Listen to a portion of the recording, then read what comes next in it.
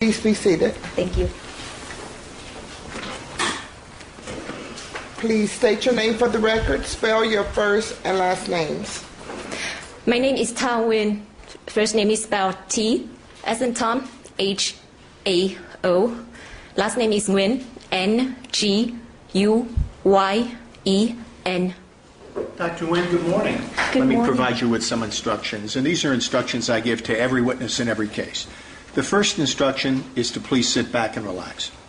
The second instruction is to speak in a loud voice so all of us can hear you. The third instruction is to answer a question yes or no, if that's called for, rather than using slang like which can be confusing. And the final instruction is to wait until you hear an entire question before you even start to respond. In this way, we won't have people speaking over each other at the same time. Is all of that acceptable? Yes. Thank you. Thank you. You're welcome. Mr. Walgren, direct exam. Thank you, Your Honor. Good morning. Good morning. Dr. Nguyen, where are you employed? I was employed at the University of California, Los Angeles, UCLA. Okay. And that's where you're currently employed? Yes. And what is your position at UCLA? I am appointed as a cardiologist, scientist. So 20% of my time, I'm an attending cardiologist in the cardiac critical care service at UCLA, Ronald Reagan Medical Center, and 80% of the time I do research. Okay.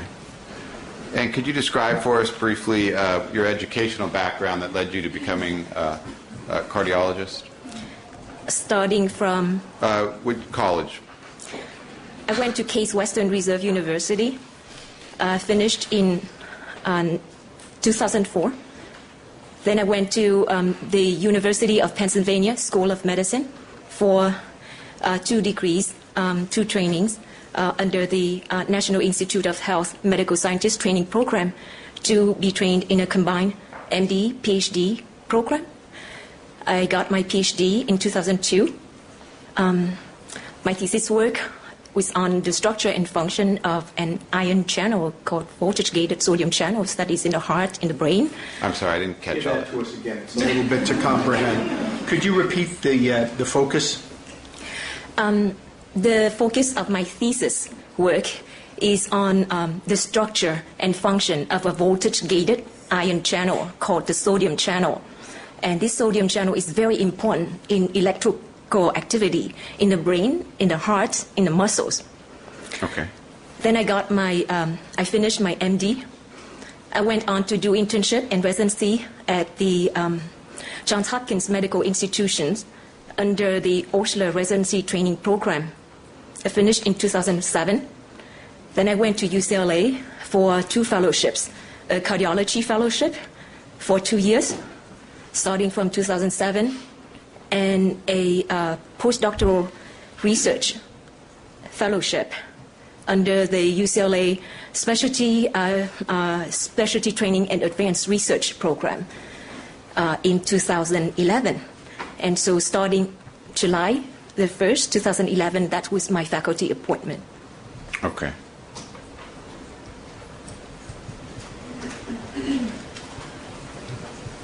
And you're a medical doctor? Yes. Okay. And going back to June 25th, 2009, were you working at UCLA as a medical doctor? Yes. At that time, I was a cardiology fellow. Okay. And what were your day-to-day responsibilities, obligations at that time as a cardiology fellow in June 2009? That time, I was a fellow in the CCU rotation, which is a rotation in the cardiac critical care service. Okay, and what did that involve? That involves taking care of patients that are critically ill, that have cardiac issues, but critically ill. Okay. And it involves teaching the medical students, the interns, the residents, helping managing the patients in the service.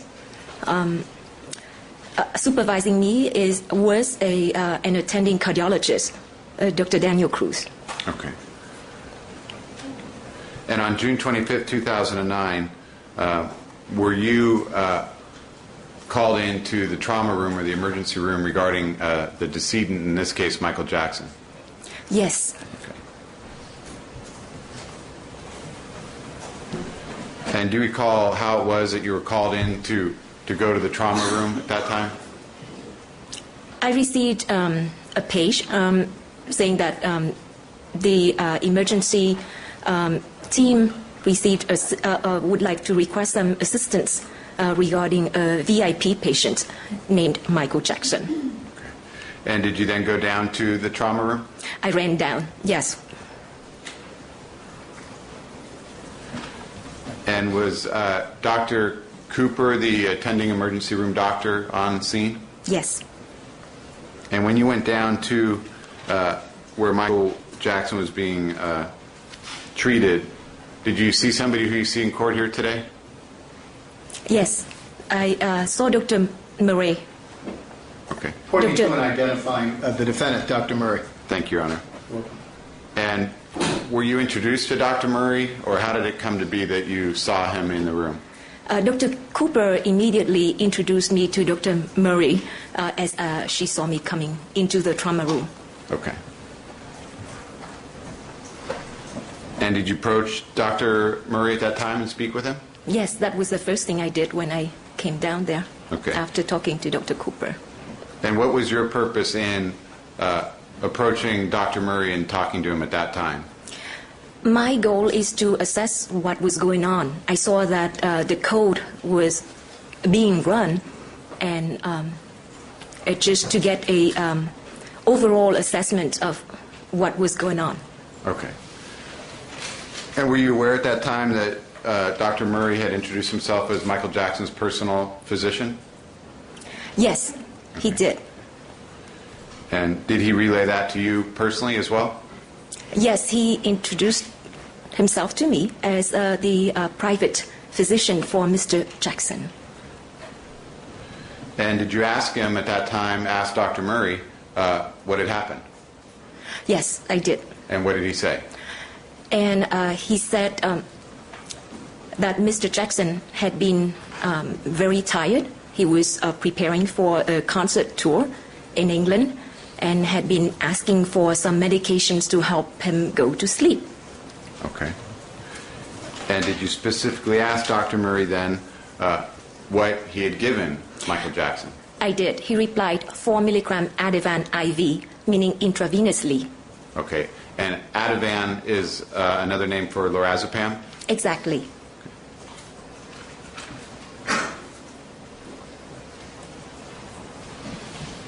And did you follow up, when he told you the 4 milligrams of lorazepam, did you follow up with any other questions? I asked whether there were other narcotics or sedatives besides Ativan that was given. Okay. And what, if anything, did Dr. Murray say in response to that question about any other narcotics or sedatives? Nothing. Nothing else. Okay, that was his response, that he gave nothing else? Yeah.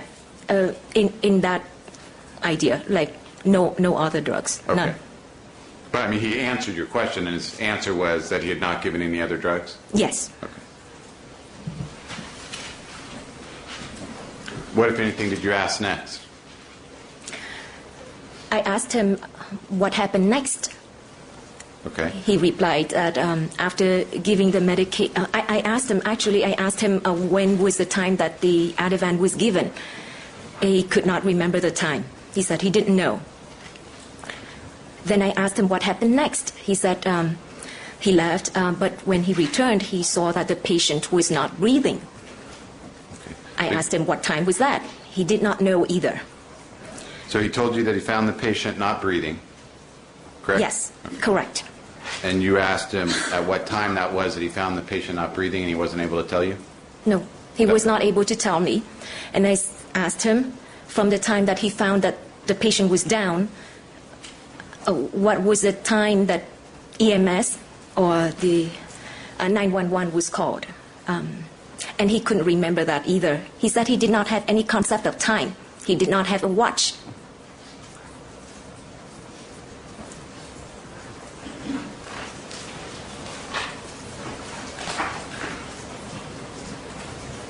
So you asked him to give you the amount of time between the time the patient was given lorazepam to the time he found the patient not breathing?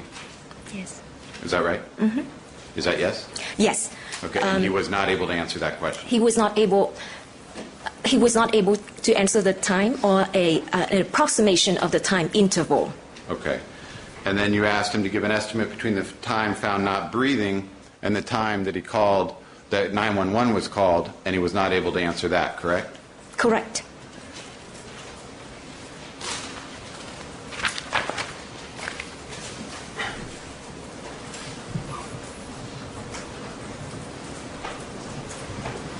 Now, in your discussions with Conrad Murray, did he ever mention any other narcotics to you other than the Ativan or the lorazepam?